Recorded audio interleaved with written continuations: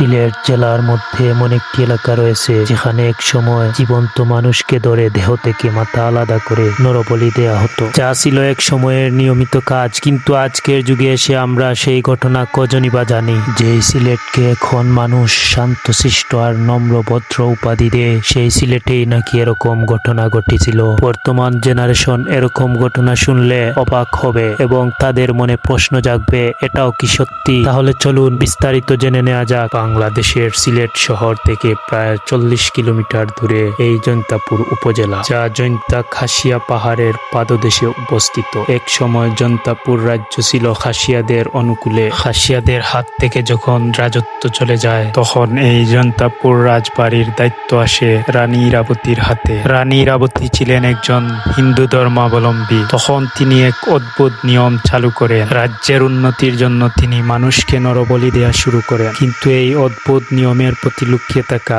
আসল কারণ কি ছিল? এত মানুষই বা তারা কোথায় পেত? লোকমুখে শোনা যায়, তৎকালীন রানী ইরাবতীর হুকুমে বিভিন্ন জায়গা থেকে মানুষ নিয়ে আসা হতো। কয়েকজন মিলে জোরপূর্বক ভাবে তার দেহ থেকে মাথা আলাদা করে দিত। এই কার্যক্রম হতো এই পাথরের উপর। এই পাঠার নামকরণ করা হয় বলি পাঠা নামে। এই পাঠার ঠিক পাশেই রয়েছে একটি কুয়া, যেই কুয়া সরাসরি নদীর সাথে কানেক্ট হয়ে চলে গেছে মেঘালয়ে। কয়েকজন ব্যক্তি যখন একজন মানুষকে ধরে এনে জোরপূর্বক ভাবে দেহ থেকে মাথা আলাদা করে, তখন এই কুয়ার মধ্যে সেই ব্যক্তির দেহ ফেলে দেয়া হতো। সেই কুয়া থেকে নদী হয়ে সরাসরি চলে যেত এই লাশ মেঘালয়ে। সেই রানীর বিচার কার্যক্রম হতো ওই স্থানে। এই গড়টি ছিল বিচার কার্যালয়। সর্বশেষ বলি দেয়া হয় 1821 সালে। ঠিক তখনই বলি দেয়া হয় ব্রিটিশের 3 জন নাগরিককে। এই খবর যখন ব্রিটিশ রাজার কানে পৌঁছায়, তখনই ব্রিটিশরা জৈন্তা দখলের পরিকল্পনা করে। তৎকালীন সময়ে জৈন্তাপুর এলাকার রাজা ছিলেন রাজা নাফসি। ব্রিটিশদের আক্রমণে তিনি পরাজিত হন। এক পর্যায়ে পুরা জৈন্তাপুরই দখল করে নেয় ব্রিটিশরা। ঠিক তখনই জৈন্তাপুরের লোক হারিয়ে ফেলে পুরোপুরি স্বাধীন থাকার গৌরব।